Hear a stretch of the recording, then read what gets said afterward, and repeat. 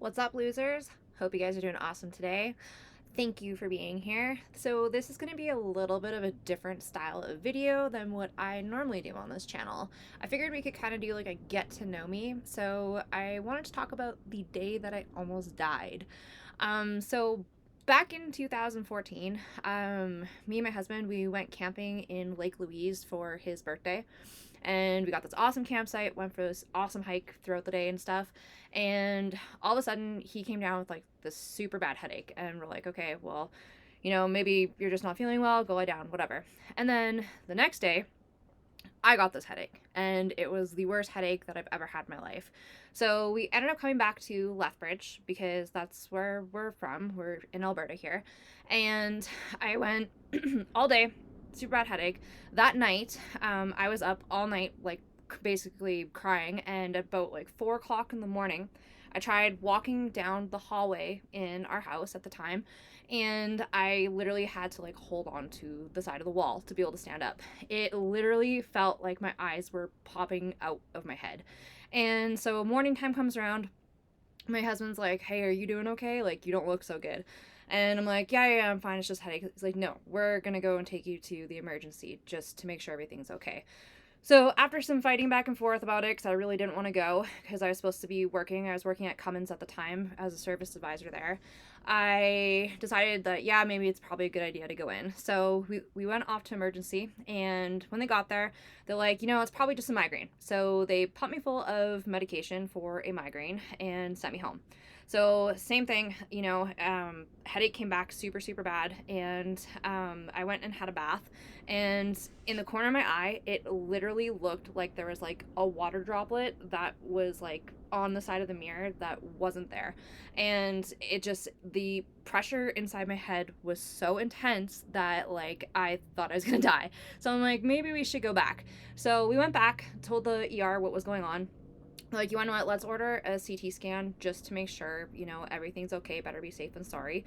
And immediately right after the scan, they're like, we need you to sit here for a second. And so at the time, they're like, we don't know if it's a tumor, but you have some kind of something showing up on the scan. It looks like there's like a mass or something. So of course I'm freaking out. I'm sitting in the waiting room, and as I'm waiting, half the side of my face starts going completely numb. Sorry, it looks like my camera's shaking a little bit. Try and study that out. It is so windy here today. It's crazy. But anyways, so we're sitting there in the waiting room. This happens, and I think I'm like stroking out or something. And they're like, "Kate, we need to send you for an MRI to figure out what else is going on."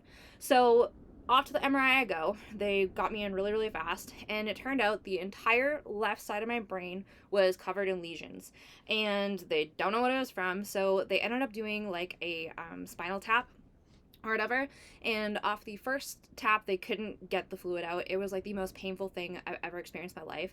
The guy had to do it like 7 times to be able to get the fluid out, which sucked. I was literally bawling my eyes out. And they ended up putting me in isolation in the hospital for 5 days. I got jacked up on steroids. Basically, like, my whole face got kind of like puffy and swollen from taking the steroids. They tested me for, the official diagnosis was viral meningitis encephalitis, but the spinal cultures came back as negative, so they don't know exactly what it was. And so basically, fast forward to afterwards, I had like, I think 7 MRIs or something like that. It was crazy. They were MRIing me like every single day to see if it had gone down. I think I got MRIs a couple times a day the one day. And they finally let me go from the hospital after the 5th day and stuff, but I still had like an area of gliosis on my brain, which, if you don't know what that is, it's like a blood filled sac, and that was there for a couple of years after the fact. um Basically, now I still have a ton of neurological issues. Like, even filming these videos, like right now, I've got a super bad headache all in the back of my head. I got like numbness in like my extremities, in my face. Half my face twitches sometimes. Yeah, I get like tons of weird symptoms. They have tried me on all kinds of different things. They just tried me on Cymbalta, actually, to try and calm down some of the neurological stuff going on, but I ended up having an allergic reaction to it, so I couldn't take it. I'm super sensitive to medication. But yeah, so that's the story of how I almost could have potentially passed away that day if I had not gone into the hospital because my brain was that swollen. It was scary. So if you are ever out in nature and you have some kind of a crazy headache, or just in general, if you have a really bad headache, you should definitely get that checked out. I had a bug bite that was on my back at the time, so they don't know if it may, excuse me, if it could have been caused by like a tick or some kind of a bug bite. So yeah, right now I'm in the unknown category of what caused everything. Oliver, get down. Sorry, my kitty. But yeah, that is my story on what happened. And if you would like to know why I am living in an RV, comment down below and I'll do another get to know me video. If you have any questions, let me know. I guess I could kind of tell you about this too. So after that, as I was healing up and stuff, 2 years later, I got diagnosed with endometriosis, and I ended up having to go for surgery for that. And then I had a second surgery for it a couple years ago. And then I had a breast cancer scare last year. I found a lump in my left breast. I had to go for a biopsy for it, and then we ultimately opted to get a lumpectomy. So I had surgery for that and got that taken out as well.